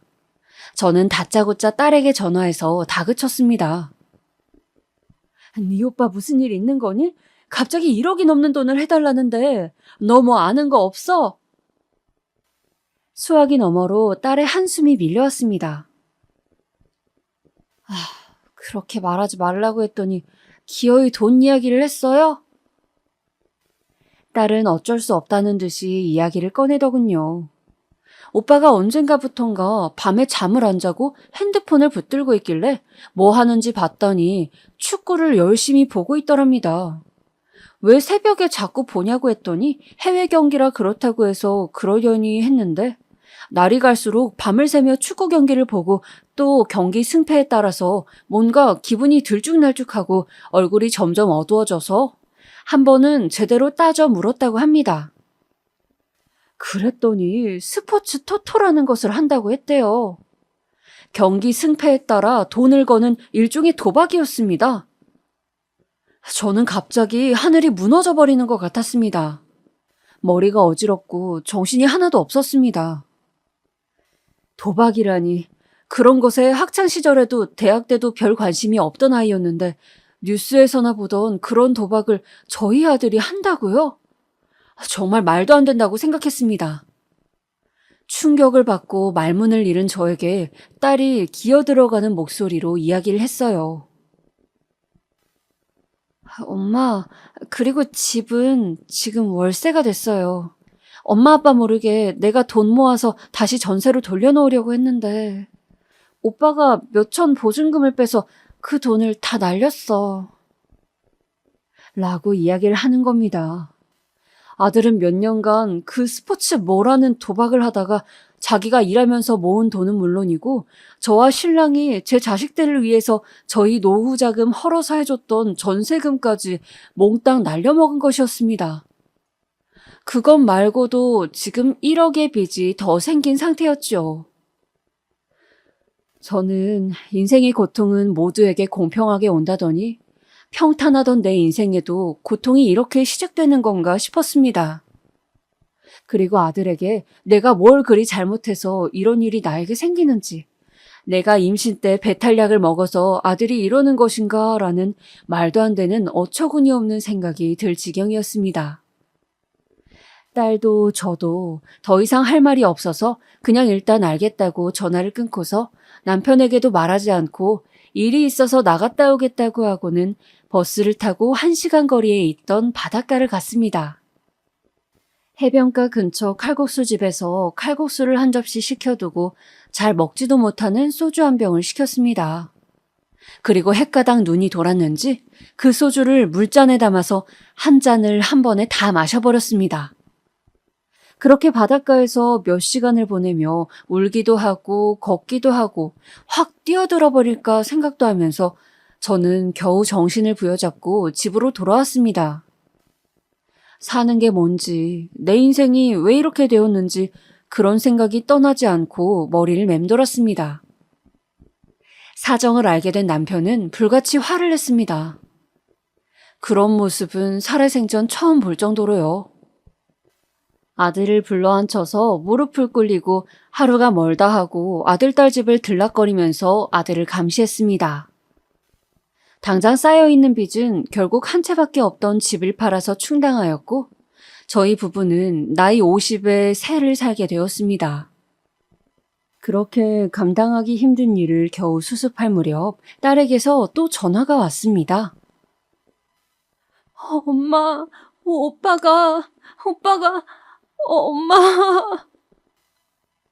딸은 제대로 말을 할 수 없을 만큼 울먹거리고 있었습니다. 저는 등골을 타고 식은땀이 흘러내리는 것을 느꼈습니다. 무슨 일이야? 응? 은영아, 무슨 일이니? 왜 그래? 도박은 중독이라고 했던가요? 죽을 때까지 못 끊어서 손을 잘라야 된다고 했던가요? 제 아들이 또 도박에 손을 댔던 것입니다. 이제는 월급까지 차압당하는 신세가 되었다고 했어요. 딸은 자신이 모았던 돈을 다 털어넣고 오빠를 도와보려 했지만 눈덩이처럼 불어가는 이자로 감당이 안 된다며 전화하는 내내 울었습니다. 오빠 좀 자기 인생에서 떼어내달라고 소리를 치면서요. 이제 이렇게 오빠 뒤치다꺼리 하면서 그만 살고 싶다고요. 저희 부부 역시 마음이 천갈래 만갈래 낭떠러지로 떨어지는 듯 하였습니다. 너무 깜깜해서 얼마나 깊은지도 알 수 없는 구덩이에서 우리 가족 모두를 끌어당기는 악마의 손이 튀어나와 모두를 삼키는 것 같았어요. 득달같이 자취집으로 가보니 아들은 편지 한 장을 남겨두고 떠나버린 후였습니다. 월급은 차압이 들어가서 직장을 그만뒀고 한동안 나를 찾지 말라고 죄송하다고 쓰여 있었습니다. 차마 저희의 얼굴을 볼 수 없었겠죠. 전세로나마 버티고 있던 저희 부부는 전세금마저 빼서 그동안 모아온 전 재산을 아들 때문에 다 날리고 동네 낡은 빌라 월세를 사는 신세가 되었습니다. 다행히 남편의 일은 정년이랄 것은 없어도 기운이 있는 한 농사를 지을 수는 있기에 하루하루 입에 풀칠은 하며 사라졌습니다. 저는 동네 식당에서 야채 다듬는 일을 구해 하루 5시간은 꼼짝 않고 허드렛 일을 했습니다. 때로는 너무 힘들어서 죽고 싶기도 했지만 같이 고통을 견디고 있는 남편과 아들 때문에 힘든 시간을 보낸 딸아이를 생각하니 무책임하게 그럴 수는 없었습니다. 아들이 그렇게 사라진 후 딸은 얼굴이 좀 나아졌고 간호조무사 말고 간호사를 하고 싶다면서 장학금을 받아 간호대학교를 다시 진학한다고 했습니다. 아무것도 해주지 못한 부족한 어미로서 얼마나 기특하고 대견하던지 딸에게 정말 고맙고 미안했습니다. 그 후 몇 년 동안 딸은 타지에서 열심히 대학 공부를 하고 저희 부부는 다시 소박한 생활을 이어가며 아들로 인한 분란은 일견 사그라지는 듯 보였습니다. 그러던 어느 날이었습니다. 딸이 말도 없이 집에 내려온 것이었어요. 그것도 과일 바구니를 들고 있는 어떤 청년과 함께요. 저는 놀라서 허둥지둥 없는 살림에 불고기와 찌개 등을 급하게 차리며 일을 마치고 집에 올 남편에게 전화를 걸었습니다. 여보, 우리 은영이가 청년하고 같이 집에 왔어요. 얼른 들어오세요. 남편 역시 깜짝 놀라면서도 내심 기꺼운 낯빛으로 집으로 돌아왔습니다. 우리 집에 인사를 온 청년은 은영이의 남자친구로 둘은 1년을 만나왔다고 했습니다. 놀랍게도 은영이가 간호사 공부를 끝내고 취직한 병원의 인턴 의사였습니다. 둘 다 갓 취업한 시기에 직원 휴게실에서 자주 마주치다 보니 친해져서 수다를 떠는 사이가 되었는데 그러다가 연애를 하게 되었다고 했어요. 저희는 싫지는 않았지만 의사라는 젊은이의 직업이 넘치는 것 같아서 좀 조심스러웠어요. 너무 기우는 만남은 좋지 않다고 하니까요. 그렇지만 그 청년을 바라보며 웃는 딸아이의 환한 미소 때문에 차마 그만 정리하라고 이야기를 할 수가 없었어요. 그리고 한 1년여쯤 지났을까? 딸은 그때 소개했던 남자친구와 결혼 생각을 하고 있다며 행복에 겨운 표정으로 저에게 허락을 구했습니다. 저는 딸의 이야기를 듣고 시집살이를 하지 않을까, 우리가 해줄 수 있는 게 없는데 예단이며 혼수며 다 어떻게 하지 등등 여러 생각에 잠을 못 자면서도 우리 딸이 이제 편하게 살겠구나. 그래, 너라도 힘들지 않게 행복하게 살아라 하고 마음속으로 부처님, 하나님, 천지식명님께 빌었습니다. 그 후 몇 년간 저희 부부는 저는 식당 일을 계속하고 남편은 이제 농사 짓던 규모를 많이 줄여 조금만 일을 하면서 잘 지냈습니다. 건강도 다행히 괜찮았고 가난했지만 그럭저럭 평온한 생활이었어요. 가끔 비가 많이 오는 날이나 아주 추운 날에 창밖을 보며 연락 한 통이 없는 아들 녀석을 생각했지만 그저 무소식이 희소식이다 생각하면서 애써 별일 없을 거라고 잘 지내고 있을 거라고 주문을 외우듯이 혼자 되뇌었습니다. 그렇게 아들이 우리 가족 옆에서 사라진 지 10년도 더 지난 해 어느 추운 겨울날이었습니다. 저는 저녁을 다 차려 먹고 뭉친 어깨를 주무르며 막 따뜻한 유자차 한 잔으로 하루를 마무리하려던 참이었어요. 대문 밖에서 자꾸 바스락바스락거리는 소리와 아이들 칭얼거리는 소리가 들려오는 것이었어요. 아빠, 이 붉은 벽돌집이 아빠가 말한 할머니 집이야? 근데 나 배고파. 우리 언제 들어가? 아빠, 나 추워. 저기 있는 거 초인종 아니에요? 안 눌러요? 언제까지 서 있어? 저기, 우리 조금만 요 앞에 나갔다가 다시 올까? 아빠가 좀 오랜만이라 어색해서 그래. 춥지? 일단 저 밑에 분식집 가서 아빠가 라면 먹고 다시 올까? 배고프다고 졸라대는 아이들의 목소리와 어디선가 들어본 적이 있는 듯한 낯이 익은 약간 굵으면서도 고운 남자의 목소리. 저는 순간 전기에 감전된 듯 온몸이 부르르 떨리더군요. 그 목소리는 세상에서 제일 사랑하고 보고 싶은 제 아들의 목소리와 닮아 있었습니다. 찰나의 순간 이게 꿈일까 싶으면서도 저는 본능적으로 온 힘을 다해 대문 밖으로 다름질쳐 나갔습니다. 미처 신발도 신지 못한 채로요. 준영아! 저의 절규하는 듯한 고함 소리에 골목 전체가 쩌렁쩌렁 울렸습니다. 당연히 저 앞으로 골목을 내려가던 아이 둘과 남자 한 명도 걸음을 멈추었어요. 걸음을 멈추고 잠시 숨을 고르는 듯하던 그 뒷모습은 진짜로 무려 10년 만에 보는 저의 아들이었습니다. 엄마. 이게 얼마 만에 보는 아들의 얼굴인지. 녀석은 그 자리에 서서 저를 보면서 아무 말도 하지 못하고 그저 바닥만 바라보면서 전봇대처럼 한참을 서 있더군요. 저는 맨발에 여전히 신발도 신지 않은 채로 아들을 향해 달려갔습니다. 윤서가, 이거사, 그렇게 사라져버리면 어쩌니? 어디서 뭘 하다가 이제야 내 앞에 찾아온 게야? 이놈아, 이 망나니 같은 놈아. 그래, 이 엄마가 보고 싶지도 않든 어찌 전화 한 통을 안 할 수가 있어, 이 매정한 놈아. 저는 다리에 힘이 풀려서 말 그대로 철퍼덕 바닥에 주저앉고 말았어요.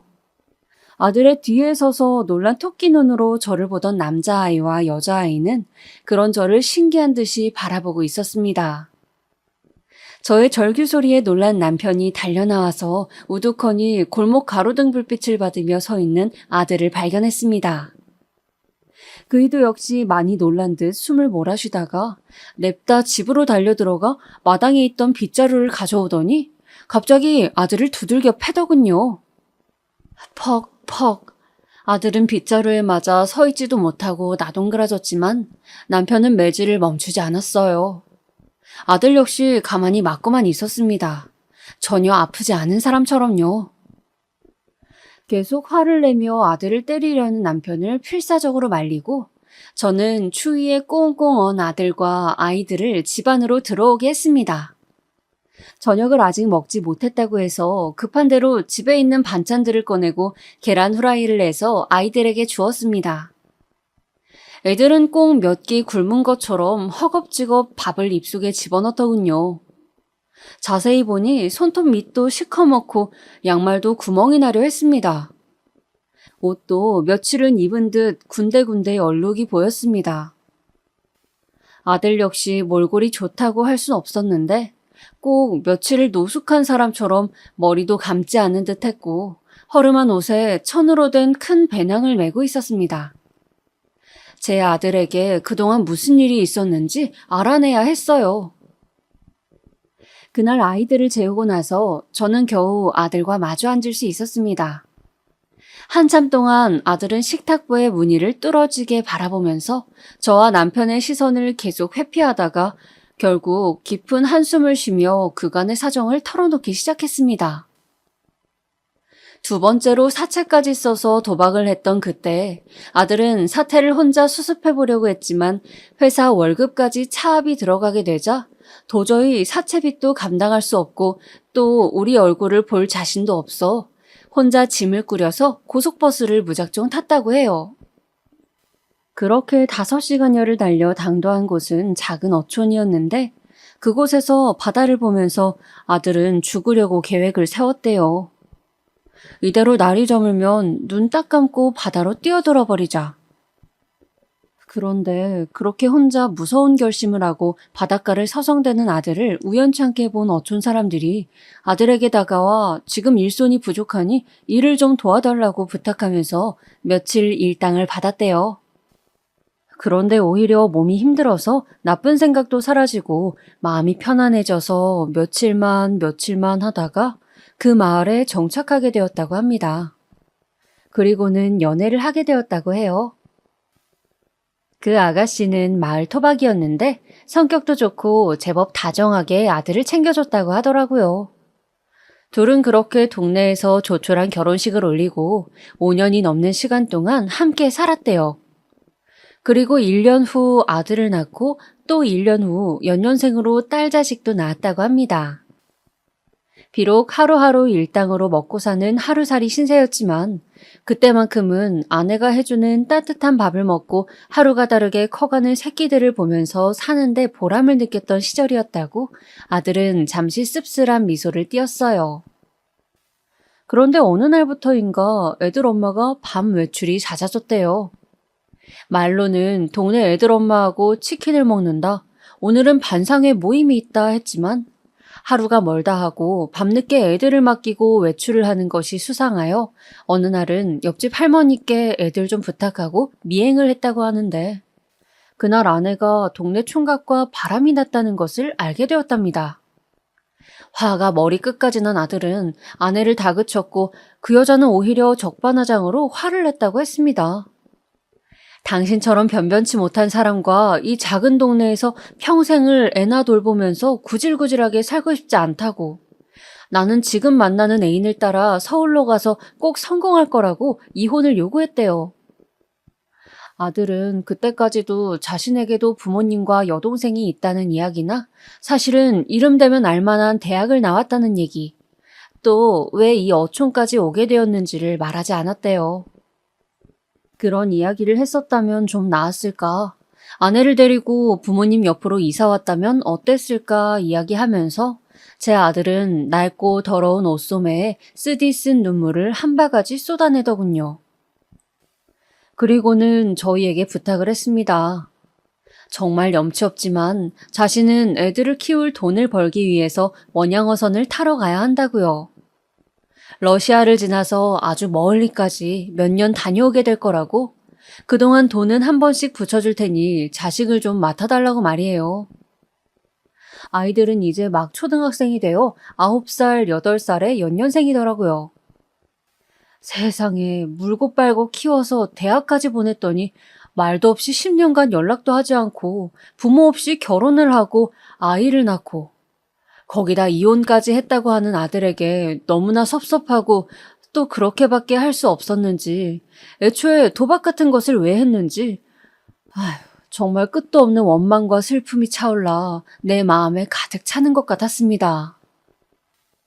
쪽잠을 자던 아들은 일어나자마자 무심하게도 인천항으로 이제 떠나야 한다면서 가끔 연락을 주겠다는 말만 남긴 채로 사라져버렸습니다. 그 후 울며 겨자 먹기로 애들을 떠맡게 된 우리 부부는 아이들을 챙기느라 힘든 나날을 보내야 했어요. 아이들은 집에 일찍 왔고 저는 그나마 소일거리로 나가던 식당 일을 할 수 없게 되었습니다. 차마 어린 것들을 집에 놔두고 일을 할 수가 없었거든요. 동네 다른 아이들과 달리 우리 손주들은 시장에서 산 저렴한 옷에 초등학교만 다니고 뭔가를 배울 수 없었죠. 거기다 설상가상으로 남편이 스트레스가 심했는지 위암이 발견이 되었어요. 저는 너무 힘든 일들이 줄줄이 일어나서인지 그때는 눈물도 나질 않더군요. 그저 멍할 뿐이었습니다. 그래도 다행히 많은 곳에 전이가 되진 않아 수술을 했어요. 예후도 제법 좋았고요. 그 후 저는 동네의 작은 백반집에 일자리를 구해서 또다시 식당 일을 하며 생계를 꾸렸습니다. 이렇게 제 인생에 아들이 몰고 온 폭풍에 휩쓸리는 동안 시집가서 의사 사모님이 된 제 딸아이는 서울의 사위가 병원을 차렸다고 하더니 바쁜 모양이었습니다. 그래도 가끔 짬을 내어 갑자기 생긴 조카들을 보러 오기도 하고 학용품을 사오기도 하는 등 착하고 살가운 성격대로 나름대로 우리 집을 챙기려 애썼습니다. 손주들이 우리 집에 온 지 1년쯤 지났을까? 어느 날 손자의 초등학교에서 전화가 왔습니다. 세상에, 큰 손자가 같은 반 아이를 올라타고 팔꿈치로 찍어서 갈비뼈가 부러졌다는 전화였어요. 저는 너무 놀라 부랴부랴 학교로 다름질쳐 갔습니다. 숨을 몰아쉬며 교무실로 달려가 보니 큰 손주는 잔뜩 주눅이 들어 고모의 손을 꼭 잡은 채 교무실에 서 있었어요. 제 딸이 뭔가 연락을 받고 먼저 달려온 모양이었어요. 아니, 은영아, 이게 무슨 일이니? 넌 어떻게 왔어? 아, 엄마, 내가 해결할 테니 그냥 밖에서 보고 계세요. 딸은 손자를 노려보는 맞은편 학부모에게 이것저것 이야기를 하기도 하고 선생님들께도 일일이 인사를 드리고 한참을 교무실에 있었습니다. 그렇게 딸은 한참 뒤 조카의 손을 잡고 나오더니 이야기를 하는 것이었어요. 사실은 그동안 큰 손자가 작은 사고들을 학교에서 친 모양이라고. 좁은 동네이다 보니 아이들이 너는 왜 갑자기 할머니 집에 왔냐? 엄마 아빠는 어디 있냐? 학원은 왜 하나도 안 다니냐는 둥 짓궂게 놀린 모양이더라고요. 그래서 조카가 그때부터 학교에서 크고 작은 소란들을 부려 가끔 전화가 오곤 했다는 겁니다. 저는 놀라서 왜 그 전화가 너에게 갔냐고 하니 딸이 무슨 일이 있으면 고모니까 저에게 이야기 좀 해달라고 미리 담임 선생님께 얘기를 했다고 해요. 이번에도 조카 말에 따르면 상대 아이가 거지라고 놀린 모양이라고 하면서 치료비를 넉넉히 주기로 했고 다시는 그런 소리를 하지 않기로 했다고 딸아이는 담담하게 말했습니다. 저는 딸의 손을 붙잡고 너무 고맙다고 연신 이야기를 했어요. 딸은 그저 엄마 아빠랑 조카들이 잘 지내면 되었다고 제 손을 잡고 이야기하더군요. 그 얼굴이 어쩐지 지쳐 보였지만 저는 더 이상 묻지 않았습니다. 그 후로도 아들은 연락 한 통도 없었고 저는 힘든 나날들을 버틸 기운이 점점 없어지고 있었어요. 문득 초봄의 어느 날 저는 딸에게 전화를 먼저 걸었습니다. 그때의 마음은 그 애에게 뭔가를 바라는 것이 아니라 딸과 그저 즐거운 시간을 가지고 싶었어요. 그래서 저는 다짜고짜 딸아이에게 연락을 해서 서울에 한번 가겠다고 얼굴 본 지도 오래됐는데 밥 한 끼 함께 먹자고 했습니다. 그리고 식당 일을 휴가 내고 딸의 결혼식에 딸이 맞춰줬던 고급 치마 정장을 차려입고 머리에 고데기도 하고 오랜만에 화장도 한 채 고속버스를 타고 서울에 도착했습니다. 딸은 오늘 할 일이 많아서 저를 터미널로 데리러 올 수 없다고 미안하다고 했지만 저는 다 괜찮았어요. 하나도 섭섭하지 않았습니다. 저는 조금 헤맸지만 물어물어 딸이 예약했다던 식당에 드디어 도착했습니다. 그곳은 일식집이었는데 깔끔하고 으리으리했고 한 직원이 나서서 룸으로 안내해 주더군요. 가면서 직원은 웃으며 저에게 친절하게 말을 걸었어요. 그동안 따님께서 정말 미인이라고 생각했는데 어머니를 쏙 빼닮으신 거였군요. 따님 가족분들이 자주 오시는데 너무 행복한 가정이에요. 뿌듯하시겠어요. 저는 그런 부러움을 처음 받아봐서 얼떨떨하기도 하고 너무 기분이 날아갈 듯이 좋기도 했습니다. 그리고 딸의 인생이 부럽기도 하고 자랑스럽기도 했어요. 룸으로 들어서자 딸은 아직 오지 않았더군요. 저는 기분을 잔뜩 낸 터라 어쩐지 들뜬 마음으로 딸을 기다렸습니다. 그렇게 30분을 기다린 끝에 딸이 도착했어요. 아, 엄마 오셨어요? 제가 좀 늦었죠? 딸은 고급 외투를 걸치고 손가락에는 커다란 다이아 반지를 끼고 있었어요. 저는 딸이 재벌 사모님처럼 보인다는 생각에 기분이 더 좋아지더군요. 뭔가 잔뜩 비싸 보이는 음식들이 줄줄이 나왔어요. 음식 하나하나가 너무 깔끔하고 맛있었고 딸이 사는 이야기를 하며 웃는 모습을 보니 즐거워서 저도 한참을 웃으며 이야기를 했습니다. 사위가 차린 피부과는 제법 자리를 잡아 단골 환자들이 많이 늘었고 딸이 30대 초반에 낳은 손녀는 6살이 되어 아주 비싼 유치원을 다니는데 이제 제법 영어를 배워서 잘한다고 했어요. 또 골프도 배우고 발레도 보내고 있다고 하더라고요. 이런 생각을 하면 안 되는데 머릿속에서 자꾸만 저희 집에서 초코파이 하나를 가지고 다투고 있을 친손주들이 떠올랐어요. 저기 은영아, 그런데 네 조카들 말이야. 요즘은 초등학생들도 학원도 많이 다니고 하던데 언제까지 계속 학교만 다닐 수도 없고 어떻게 하면 좋겠니? 그 순간 웃으며 자기 딸 이야기를 하던 딸의 표정이 미묘하게 바뀌는 것을 저는 보았습니다. 엄마, 조카들도 당연히 뭔가 배우면 좋긴 한데 그래도 일단은 형편에 맞게 해야 되지 않을까요? 그래, 그렇긴 한데 얘. 그래도 그 아이들이 네 조카잖니. 네가 나서서 좀 학습 계획도 짜주고 챙겨주면 어떨까? 그냥 너 사는 이야기를 들으니 우리 아들 새끼들인데 내가 뭔가 해주는 것도 없는 것 같고 마음이 안 좋구나. 엄마, 제가 한 번씩 용돈도 주고 학교에서 필요하다는 것들도 보내주고 있잖아요. 그런데 저도 시댁서 용돈 받아 아껴서 주는 입장이라 여기서 제가 뭘 더 해주기는 좀 힘들어요. 그래도 네 오빠가 안 불쌍하니? 애지중지 없는 형편에 도시로 대학까지 보냈는데 지금 원양어선이나 타고 있고 손주들도 피죽도 못 얻어먹은 애들처럼 말라가지고 내가 애들 볼 때마다 너무 속이 상해서 그래. 이제 너는 살만하지 않니? 네가 가진 거 조금 나눠주면 어때서 그래? 오빠가 분명 멀리서도 고마워하고 나중에 갚을 거야, 은영아. 순간 딸은 자리를 박차고 일어섰습니다. 그리고 소리를 지르더군요. 엄마! 엄마는 내가 오빠 때문에 사채비 갚으면서 어떻게 살았는지 기억도 안 나요? 나는 아직도 그때만 생각하면 밤에 잠이 안 와요. 오빠라는 인간 하나 때문에 엄마 아빠가 평생 모은 재산 다 날리고 거지 같은 빌라 사는 것도 싫어서 자주 안 가는 거예요. 솔직히 크면서 항상 오빠한테 지원 다 해주고 나한테 해준 것도 없잖아요. 이제 왜? 나 좀 살만하다 싶으니까 뭐 콩고물이라도 받아먹고 싶어요? 조카? 누구 배에서 나왔는지도 모를 애들까지 내가 조카로 받아주고 뭐 생활비라도 다달이 붙여야 돼요? 그동안 큰 조카 사고 친 거 해결하는데 합의금이 얼마나 들었는지는 아세요? 그 합의금 때문에 시댁에서도 아시게 돼서 제가 얼마나 꾸중 들었는지 아냐고요. 이번에 자기 아들이 뭐가 부족해서 열쇠 몇 개 못 받고 그런 결혼했냐고.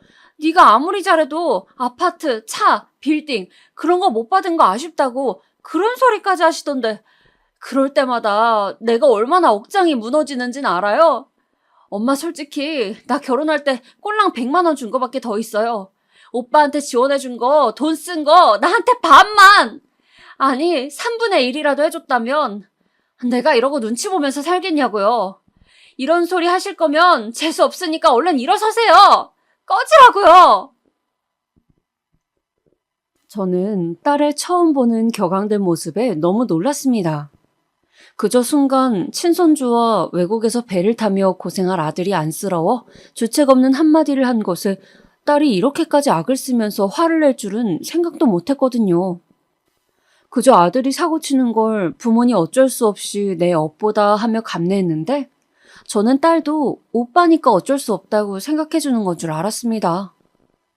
그런데 딸은 아직까지도 오빠에 대한 감정이 풀리지 않고 아니 오히려 응어리가 되어 더욱 단단해져 있는 것 같더군요. 그러나 그렇다곤 해도 어떻게 낳아주고 키워준 부모에게 꺼지라고 그런 말을 할 수가 있을까요? 저는 착하고 착했던 제 딸이 왜 이렇게 변했나 생각하면서 말했습니다. 그래, 네 마음 잘 알겠다. 결혼하고 자주 들리지 않아 섭섭했지만 바빠서 그렇겠거니 생각했고 잘 사는 모습 보기 좋다고 생각했는데 부모에게 대놓고 그런 소리까지 할 정도면 이제 너는 내 자식이 아닌 것 같구나. 오늘 잘 얻어먹었다. 내가 사줬어야 하는데 염치 없지만 돈이 없네. 앞으로 그 잘난 시댁 어르신 모시고 잘 지내라. 말을 겨우 마치고 간신히 비틀대는 몸을 일으켜 한 발 한 발 걸어갔습니다. 지금 넘어지면 안 된다는 생각을 하면서요.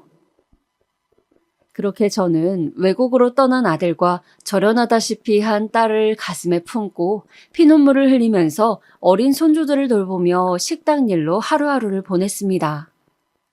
때로는 손주들이 너무 버거워서 잠든 손주들의 볼을 쓰다듬으며 한없이 울었습니다.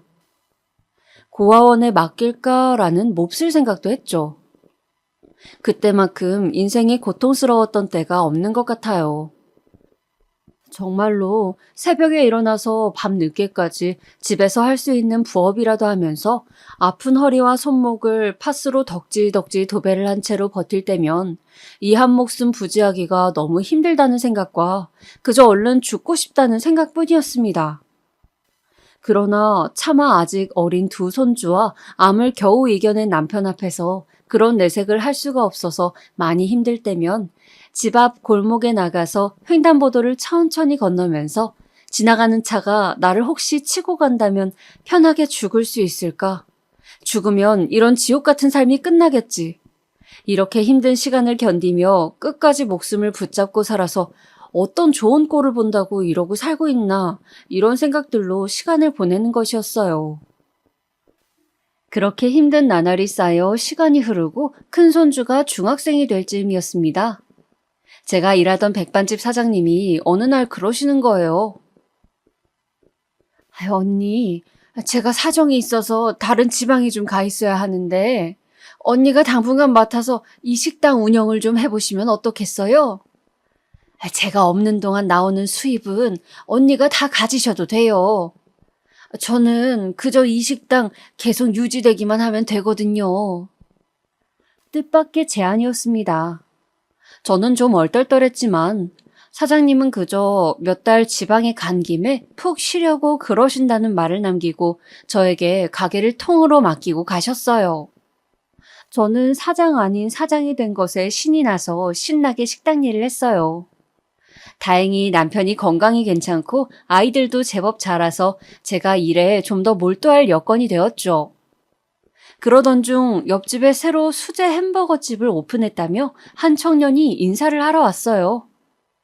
요즘 사람 같지 않게 시루떡을 한 접시 들고요. 저는 떡을 들고 인사를 오는 게 너무 오랜만이라 마음이 푸근해지는 것 같아 그 청년과 가끔 수다를 떨게 되었어요. 대학을 졸업하고 학생 때부터 햄버거를 좋아해서 결국 창업을 하게 되었다고 하더군요. 그리고 이야기를 나누다가 청년은 어머니도 저처럼 배달 어플 한번 써보세요. 이게 생각보다 쏠쏠하거든요. 라며 뭔가 어려워 보이는 어플이라는 것을 설명해 주었습니다. 업체에 이야기하고 가게 메뉴나 금액을 올리면 사람들이 배달 주문을 시킨다는 거였어요. 저는 나는 나이가 많아 이런 어려운 것은 잘 못한다고 자신이 없다고 했더니 청년이 선뜻 저에게 그러면 이거 어플 관리하는 거랑 배달하시는 분들 오시면 어떻게 하는지 배달 용기 같은 거는 제가 다 알아서 해드릴게요 라며 저에게 용기를 주는 것이었어요. 저는 그 청년의 이야기에 새로운 도전을 해보고 싶다는 마음이 들었어요. 그래서 어플을 이용한 배달을 시작하게 되었어요.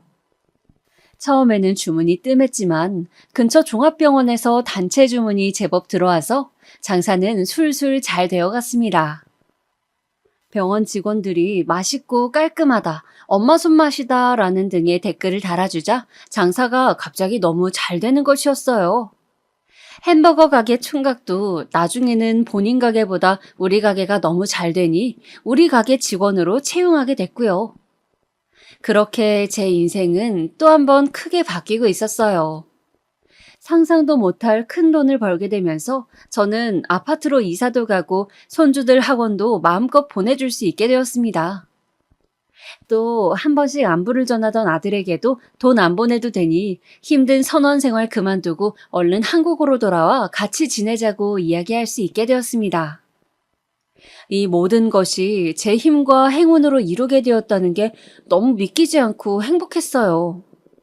물론 기쁜 마음의 한켠에는 울던 딸아이의 모습이 날카로운 아픔으로 남아있었지만요. 또 저는 사실 가게가 잘 될수록 나중에 사장님께 다시 넘겨야 하는 것이 아쉽기도 했습니다. 한편으로는 사장님께 연락을 해서 돈을 넉넉히 드릴 테니 가게를 파시라고 이야기를 하면 어떨까 계속 생각했는데 이상하게도 연락이 잘 되지 않았습니다. 어쩐지 사장님이 제 연락을 피하시는 것 같기도 하고요. 그러던 어느 날 야채들이 부족해서 옆 동네 큰 재래시장에 야채를 사러 갔는데 글쎄 멀리 지방으로 가신다던 사장님이 거기서 장을 보고 계시는 거 아니겠어요? 사장님, 어떻게 여기 계세요? 연락도 안 받으시고 어떻게 지내신 거예요? 그게 언니 실은요. 제가 지방에 간 게 아니고 사실은 언니 딸이 저에게 연락이 왔었어요. 엄마가 가게 사장님이 될 수 있도록 자기가 시세의 3배 값을 드릴 테니 가게를 저에게 팔라고 엄마한테는 둘러대 달라고 말이에요. 처음에는 내키지 않는다고 했는데 따님이 직접 찾아와서 저에게 울면서 부탁을 하더라고요. 돈은 얼마든지 더 드릴 테니 그저 엄마 아빠가 조카들하고 먹고 살 걱정하지 않고 살게 좀 도와달라고 하면서요. 자신은 너무 큰 잘못을 해서 가족들에게 나서서 뭔가를 할 수 없다고 했어요. 저는 그 순간 너무나 제 자신이 한심하고 어디 쥐구멍이라도 숨고 싶은 기분이 들었어요. 제 딸아이는 저보다 훨씬 더 마음이 넓고 착한 아이였어요. 이 이야기를 듣고 저는 가게에 일하고 있던 남편에게 달려가서 흥분해서 막 이야기를 했습니다. 우리 딸이 우리를 그렇게 조용히 도와줬다더라 하면서 이야기를 했어요. 너무 기쁘고 고마워서요. 그런데 그 이야기를 같이 듣고 있던 햄버거 총각이 갑자기 또 다른 이야기를 하는 것이었어요. 사실은 자기가 배달 어플 알려주고 이것저것 도와준 것도 딸의 부탁이었다고요. 그리고 월급이라며 다달이 돈을 보냈다고요. 저는 망치로 머리를 맞은 듯이 놀라고 말았어요. 제 이야기와 직원의 이야기를 들은 남편은 사실은 그동안 나는 딸과 연락을 해왔다고 은영이가 순간 흥분해서 그런 말을 했지만 그 후로 많이 반성하고 힘들어했는데 차마 당신 얼굴을 볼 면목이 없다고 하면서 사위가 딸 몫으로 해준 적금이며 그동안 시댁서 받은 용돈을 모아서 우리 분식집을 사준 거라고 얘기를 해주더군요. 물론 거절을 했지만 너무나 완강하게 내 마음 편하라고 그러는 것이라고 딸이 고집을 꺾지 않았다는 것도 이야기해 주었습니다. 그리고 병원 주문이 많았던 것도 사위랑 정말 친한 친구가 그 병원에서 제법 높은 자리에 있다 보니 분식집은 여기로 하라고 아예 지정을 해줬었다고 해요. 그러면서 그래도 댓글 쓴 거는 그 사람들이 솔직하게 쓴 거라고 당신 솜씨가 좋아서 그렇지 라며 남편은 제 손을 잡고 미소를 지었습니다. 저는 그 길로 딸이 사는 서울로 고속버스를 타고 부랴부랴 올라갔습니다. 고속버스를 타고 저는 내내 가슴을 치며 울었어요. 더 이상 울지 않으려고 했지만 계속 눈물이 흘러나와서 멈출 수가 없었습니다. 딸이 사는 집으로 도착해서 마침내 딸의 얼굴을 마주대했을 때 저는 울지 않으려고 그토록 애를 썼건만 무너져버리고 말았어요. 그동안 네가 애쓴 이야기를 들었노라고. 그렇게 돌아서 나온 후로 하루도 네 생각을 하지 않은 날이 없었다고 저는 울었습니다. 어디서 그렇게 많은 눈물이 나오는지 눈물이 계속 폭포같이 흘러나왔어요.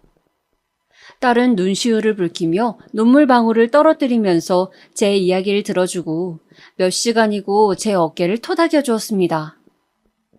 그 후 딸은 자신의 이야기를 해주더군요. 그 순간 욱해서 화가 났지만 돌이켜 생각해보니 고등학교 졸업 후 형편 때문에 대학을 보내줄 수 없다고 말하며 엄마가 눈물을 글썽이던 그 순간과 아무리 살림이 빠듯했어도 뭐라도 더 해주려 했던 엄마의 모습이 계속 생각이 났다고요. 그리고 간호조무사 하고 싶다고 했을 때 엄마가 모아두었던 갯돈을 깨서 공부할 돈을 마련해주며 열심히 하라고 격려해 주셨던 것과 결혼식에서 사위의 손을 잡고 해준 것이 없어서 미안하다며 우리 딸 잘 좀 부탁한다고 연신 고개를 숙이던 그런 모습들이 떠올랐다고 했어요. 그래서 뒤에서 도울 수 있는 방법을 찾다 보니까 여차저차해서 그렇게 돕게 되었다고 합니다. 그렇게 저는 딸과 몇 년간 연을 끊었던 것이 무색하게 다시 각별한 사이로 돌아갈 수 있었습니다. 먼 길을 돌아왔지만 이제나마 편하게 딸을 다시 볼 수 있게 되어 너무나 행복합니다. 그리고 저의 마지막 숙제였던 아들도 긴 항해를 마치고 집으로 돌아오면서 저희 가족은 아들네와 함께 식당을 운영하면서 먹고 사는 걱정 없이 지내게 되었고 딸은 여전히 부유하게 잘 지내고 있답니다. 저는 딸의 인생을 보고 정말 착하게 살면 복을 받는다는 말을 진심으로 믿게 된 것 같아요. 또 제가 이 나이까지 살아보니 사람의 인생은 다 정해진 때라는 것이 있는 것 같아요. 힘들 때는 힘든 일이 끝도 없이 겹치지만 그 시간을 지혜롭게 견뎌내면 반드시 보상받는 날이 온다는 생각도 들었습니다. 지금까지 제 사연을 들어주신 여러분들, 지금 삶이 팍팍하고 괴로우시더라도 분명히 하늘에서 다 보고 계신답니다. 하루하루 힘내서 열심히 생활하세요. 그러다 보면 제 인생처럼 분명히 좋은 날이 온다는 것을 꼭 말씀드리고 싶어요. 그럼 오늘 하루도 선한 마음으로 행복하게 보내세요.